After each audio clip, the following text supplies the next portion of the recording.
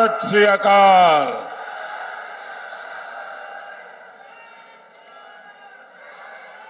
मैं बहुत खुशकिस्मत हाँ कि श्री गुरु तेग बहादुर जी ये पावन चरण छो स्थान अते श्री काली माता जी दे पावन स्थान पटियाला तो मैनू अपने पंजाब दौरे की शुरुआत करने का मौका मिलिया है।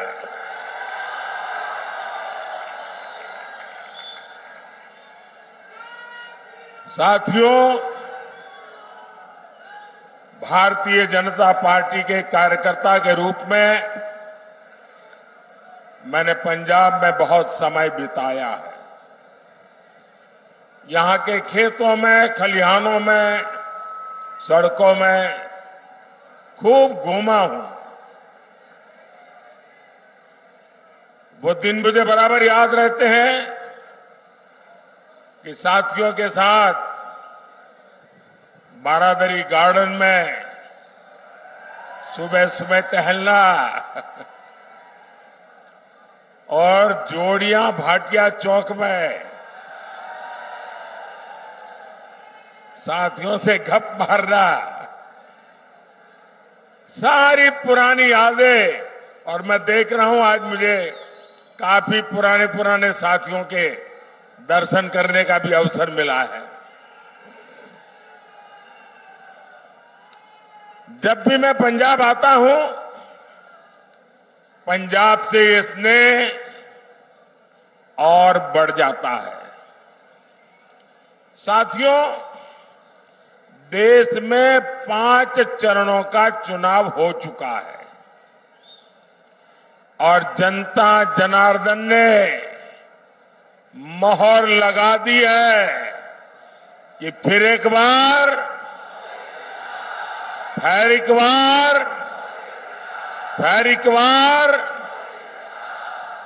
पंजाब भी अच्छे से जानता है कि उसे अपना वोट बेकार नहीं करना है। और आप तो जानते हैं, वोट उसे दीजिए जो सरकार बनाए, वोट उसे दीजिए जो विकसित पंजाब बनाने के लिए प्रतिबद्ध हो, जो विकसित भारत बनाने का संकल्प लेकर चला हो। और इसके लिए जरूरी है फिर एक बार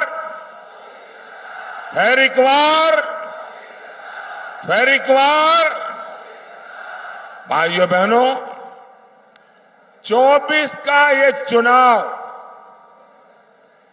देश का चुनाव है। देश को मजबूत बनाने का चुनाव है और देश के सामने एक तरफ भाजपा और एनडीए है, दूसरी तरफ भ्रष्टाचारियों का इंडी गठबंधन है।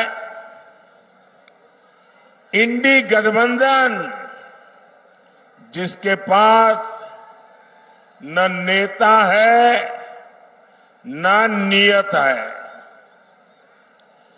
एक तरफ मोदी है जो लड़ाकू विमान से लेकर एयरक्राफ्ट कैरियर तक भारत में बना रहा है। दूसरी तरफ इंडी गठबंधन है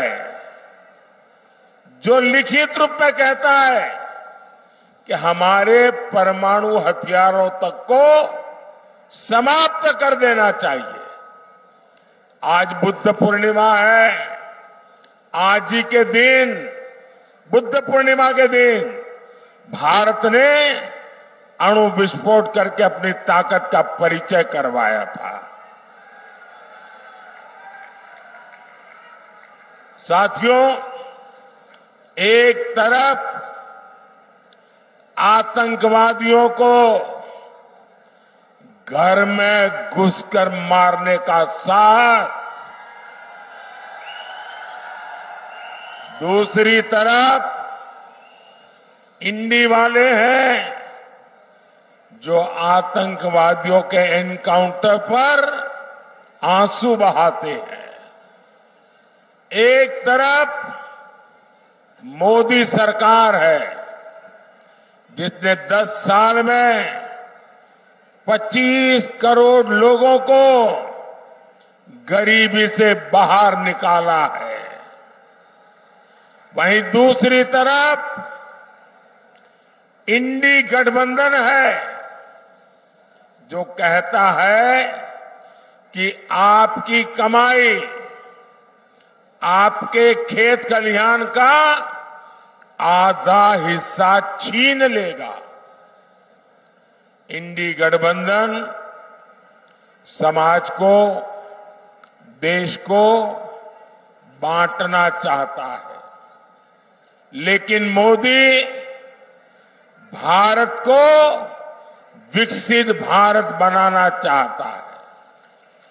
और इसलिए मैं आज पंजाब की धरती पर पंजाब के मेरे भाई बहनों से मैं आज आशीर्वाद मांगने आया हूं।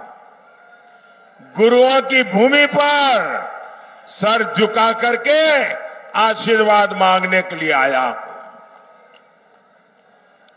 भाई और बहनों, राष्ट्र रक्षा हो, आस्था और संस्कृति की रक्षा हो या फिर देश का विकास, पंजाब ने, सिख समाज ने हमेशा आगे बढ़कर काम किया है। यहां के लोगों ने खेती से लेकर उद्यमिता तक देश के विकास को नेतृत्व दिया है।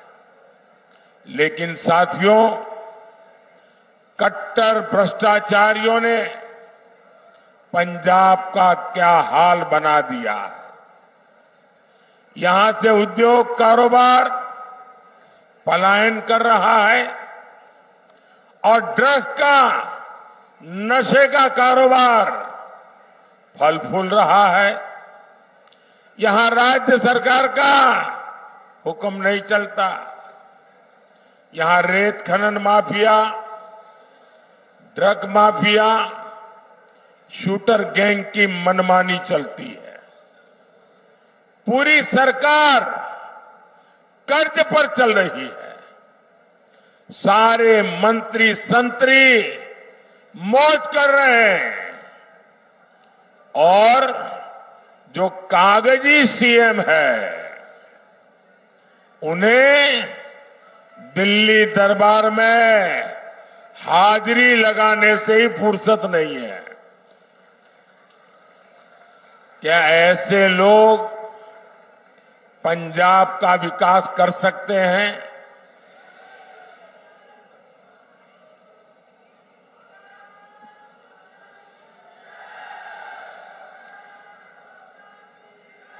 भाइयों और बहनों, यहां पंजाब में दिखावे के लिए दिल्ली की कट्टर भ्रष्टाचारी पार्टी और सिख दंगे के दोषी पार्टी आमने सामने लड़ने का नाटक कर रहे हैं। लेकिन सच्चाई यही है कि पंजाब और झाड़ू पार्टियां दो है, लेकिन दुकान एक ही है। यहां के लोग कुछ भी बयान दें, लेकिन दिल्ली में एक दूसरे को कंधे पर उठाकर नाच रहे हैं। और इसलिए मैं पंजाब के लोगों को प्रार्थना करता हूं कि इनसे सावधान रहना है। जिसको वो अपना गुरु मानते थे, वो अन्ना साहब हजारे के साथ भी जो धोखा कर सकते हैं, वो दिन में 10 बार झूठ बोल सकते हैं। ऐसे लोग न पंजाब का भला कर सकते हैं, न आपके बच्चों के भविष्य के लिए कुछ देख करके जा सकते हैं।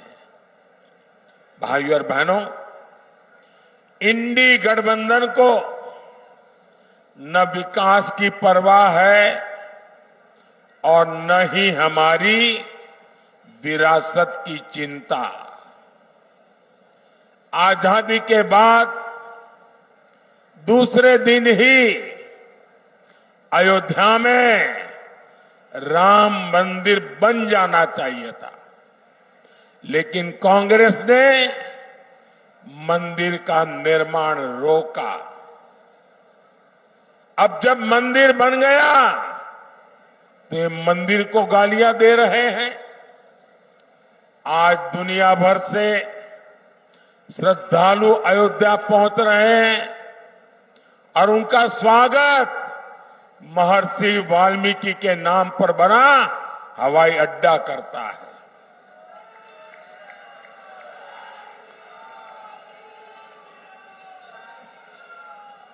लेकिन इन्हें हर उस बात से नफरत है जिससे हमारी आस्था का सम्मान होता हो।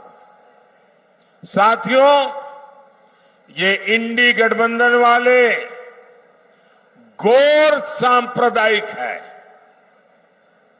ये घोर जातिवादी है, ये घोर परिवारवादी है।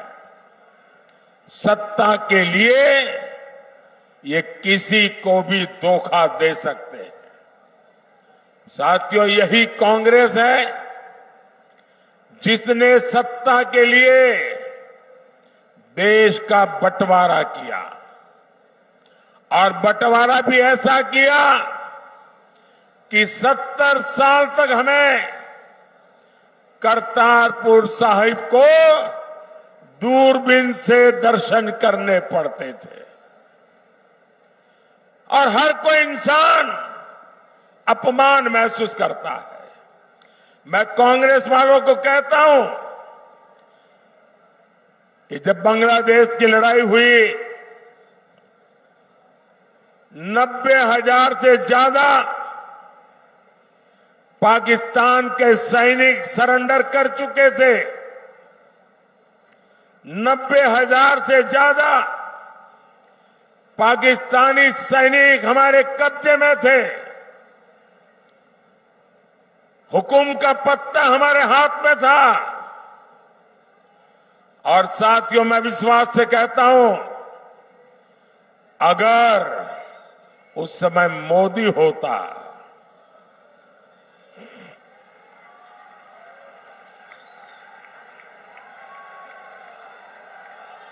अगर उस समय मोदी होता तो मैं इनसे करतारपुर साहब लेकर के रहता, तब जाकर के उनको जवानों को छोड़ता।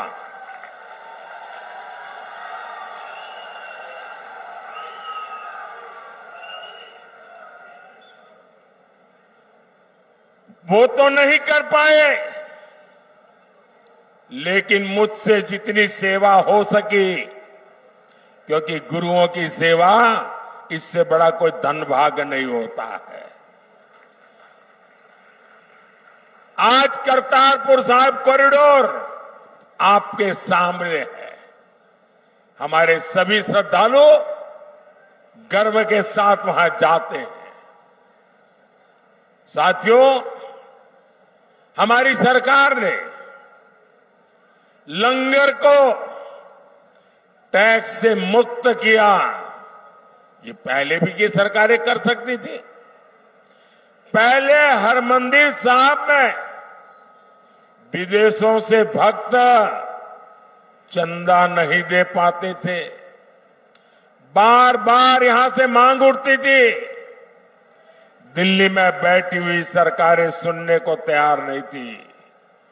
ये मोदी ने आकर के इसके नियमों में छूट दी और आज हमारे हरमिंदर साहब की सेवा दुनिया के किसी भी कोने में रहकर कोई कर सकता है।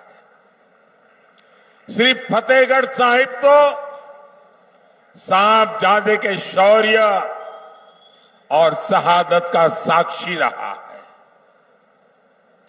ये मोदी सरकार है जिसने साहबजादों के शौर्य के लिए समर्पित वीर बाल दिवस घोषित किया। और कुछ लोगों को समझ नहीं आ रहा है कि वीर बाल दिवस घोषित करने का मतलब क्या होता है। मुझे दुख है कि पंजाब में भी ऐसे लोग हैं जिनको इसकी कोई समझ नहीं है। पंजाब के अंदर इस महान त्याग तपस्या के लिए मैं पंजाब में रहा हूं। कई दिनों तक हमारी माताएं बहनें, हमारा परिवार व्रत रखता है, जमीन पे सोता है। कितना महत्वपूर्ण श्रद्धा का विषय है। लेकिन हिंदुस्तान में केरल में जाइए, उनको कुछ पता नहीं। तमिलनाडु में जाइए, कुछ पता नहीं। आसाम में जाइए, कुछ पता नहीं। इतना बड़ा त्याग और बलिदान और मेरे देश के लोगों को पता नहीं है। ये मुझे बहुत खटकता था। मैं चाहता हूं हिंदुस्तान के हर बच्चे के दिल दिमाग में साहबजादों का बलिदान हमेशा हमेशा रहना चाहिए। किसी भी बालक मन के लिए इससे बड़ी कोई प्रेरणा नहीं हो सकती। और इसलिए हमने वीर बाल दिवस के रूप में पूरे हिंदुस्तान में हर स्कूल, कॉलेज, गांव कार्यक्रम करने की परंपरा खड़ी की है। अगर पंजाब के लोग भी इस काम को न समझ पाए तो इससे बड़ा चिंता का विषय क्या हो सकता है। आपको याद होगा अफगानिस्तान में हमारे सिख परिवार संकट में थे। हम सभी को सुरक्षित वापस लाए। हम गुरु ग्रंथ साहब के स्वरूपों को भी अदब के साथ मेरा मंत्री जाके सर पे सम्मान के साथ लेकर के आया। साथियों, ये प्रधानमंत्री की बात छोड़ दीजिए,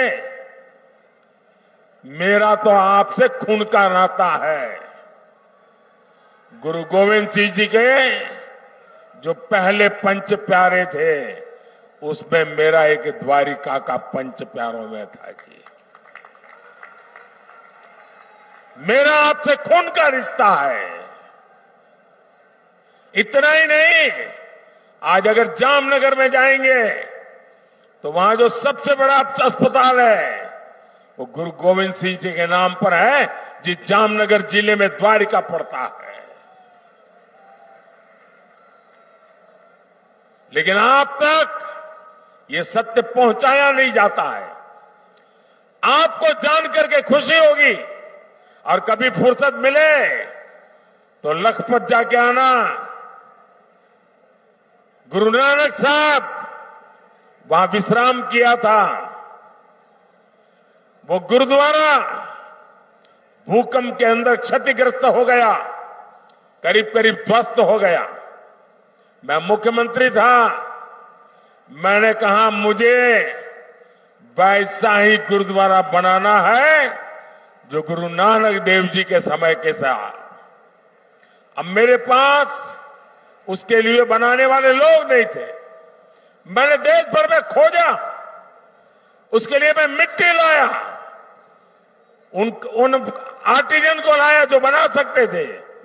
और आपको खुशी होगी, आज कच्छ के रेगिस्तान में आखिरी गांव में लखपत में मैंने वो गुरुद्वारा वैसा ही बना दिया जैसा पहले था। और आज उसका मैं विस्तार भी कर रहा हूं। वहां कोई वोट नहीं है।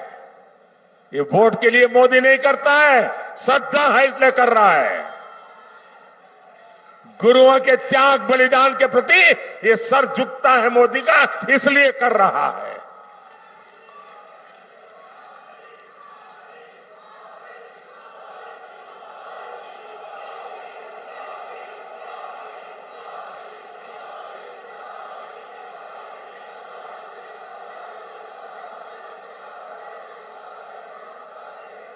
सबका साथ, सबका विकास की यही भावना बीजेपी एनडीए की पहचान है। भाई और बहनों, इंडी गठबंधन वालों के लिए अपने वोट बैंक का तुष्टीकरण ही सबसे बड़ा लक्ष्य है। बंटवारे से पीड़ित दलित भाई बहनों को, सिख भाई बहनों को मोदी भारत की नागरिकता दे रहा है। आप सोचिए, आजादी के इतने साल हुए, मेरे सैकड़ों सिख परिवार है जिनको नागरिकता नहीं दी गई, और आप थोकबंद वोट देते रहे। क्या पाया आप लोगों ने? सोचिए, साफ साफ बात करने वाला कोई मिलेगा नहीं आपको। और इसलिए आज मैं कह रहा हूं, ये लोग सीए का विरोध करते हैं। अगर सीए का विरोध करेंगे तो ये मेरे सिख भाई बहन जो पाकिस्तान में, बांग्लादेश में, अन्य देशों में प्रताड़ित होते हैं, वापस आते हैं, कौन संभालेगा उनको? मैं उसे मेरा कर्तव्य मानता हूं और इसलिए मैंने उनको नागरिकता देने का कानून बनाया है, वोट पाने के लिए नहीं बनाया है।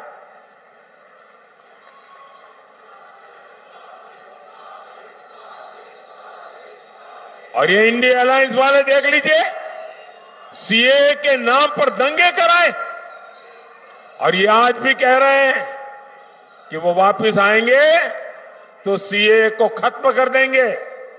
आप मुझे बताइए, क्या बंटवारे के पीड़ित सिखों को भारत की नागरिकता देना गलत है क्या? देनी चाहिए कि नहीं देनी चाहिए? मोदी सही कर रहा है कि नहीं कर रहा है? साथियों, गुरुओं ने हमें सामाजिक न्याय की सीख दी है। इसलिए भाजपा दलितों, पिछड़ों के सच्चे सामाजिक सशक्तिकरण पर बल दे रहा है। मोदी ने देश और दुनिया में बाबा साहब आंबेडकर को समर्पित पंच तीर्थ बनाए हैं। संत रविदास के अनुयायियों का तो बार बार मुझे बनारस में स्वागत करने का अवसर मिलता है। और अभी मध्य प्रदेश में जहां हमारी सरकार है, संत रविदास जी का भव्य मंदिर बना रहे हैं हम। काशी में संत रविदास जी की जन्मस्थली का विकास किया जा रहा है। गरीब का बेटा हर गरीब की चिंता करता है। हर जरूरतमंद को मुफ्त अनाज मिलता रहेगा, इसके लिए मैंने मुफ्त राशन की योजना चलाई है। मोदी 5 लाख रुपए तक के मुफ्त इलाज की सुविधा दे रहा है। मोदी ने जल जीवन मिशन शुरू किया है ताकि आपको घर में नल से शुद्ध पानी मिले। इससे प्रदूषित पानी से होने वाली अनेक घातक बीमारियों से हम बच पाएंगे। साथियों, पंजाब को 5 नदियों का आशीर्वाद मिला है।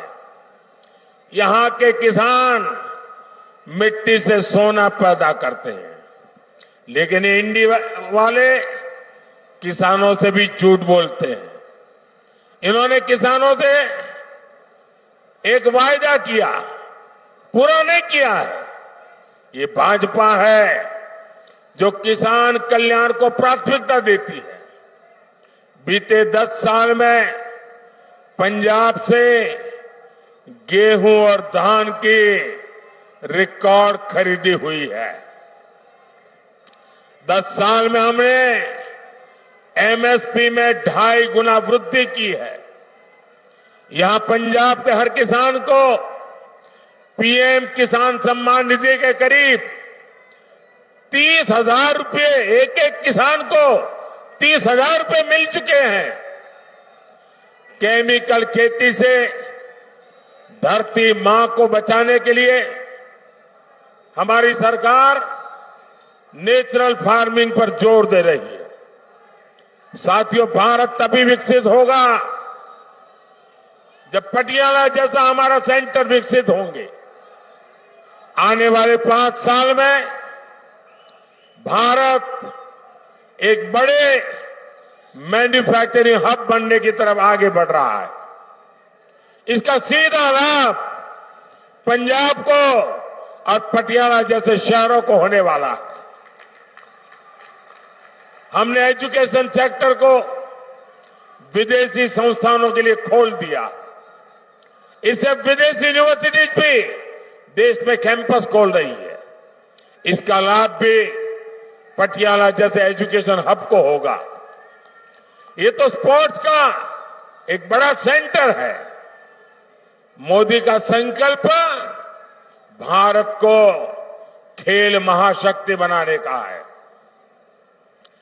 और 2029 जब यूथ ओलंपिक होगा, 2036 जब ओलंपिक होगा, भारत तैयारी कर रहा है ये ओलंपिक हिंदुस्तान की धरती पर हो। और इसलिए खिलाड़ियों और स्पोर्ट्स इंफ्रास्ट्रक्चर पर इतना खर्च किया जा रहा है। भारत में ओलंपिक्स हो, इसके लिए हम पूरी तैयारी कर रहे हैं। इससे देश में स्पोर्ट्स इकोनॉमी का निर्माण होगा, नई नौकरियां, नए रोजगार बनेंगे। भाइयों और बहनों, 1 जून को आपको विकसित पंजाब के लिए, विकसित भारत के लिए वोट करना है। पटियाला से परिणीत कौर जी, फतेहगढ़ साहिब से गेजाराज वाल्मीकि जी, संगरूर से अरविंद खन्ना जी, भटिंडा से परमपाल कौर सिद्धू जी, फरीदकोट से हंसराज हंस जी को ज्यादा से ज्यादा वोट से विजयी बनाए। और आप जब इनको वोट देते ना, वो वोट सीधा सीधा मोदी के खाते में जाता है। और इसलिए मैं आज पंजाब की धरती से, मेरी ये पहली चुनाव सभा से सभी पंजाब के नागरिकों को आग्रह करता हूं कि हमें पंजाब को बदलना है। हमें पंजाब को नई ऊंचाइयों पर ले जाना है। हमें पंजाब को वो पुराना गौरव वापस लौटाना है। और ये काम सिर्फ और सिर्फ भाजपा कर सकती है। मैं आपका साथ चाहता हूं, मैं आपका आशीर्वाद चाहता हूं और मैं आपको वादा करता हूं, ये मोदी की गारंटी है। आपका सपना ये मोदी का संकल्प है। मेरा पल पल आपके लिए, मेरा पल पल देश के लिए 24/7 फॉर 2047 ये मोदी की गारंटी है। मेरे साथ बोलिए, भारत माता की भारत माता की, भारत माता की। बहुत बहुत धन्यवाद।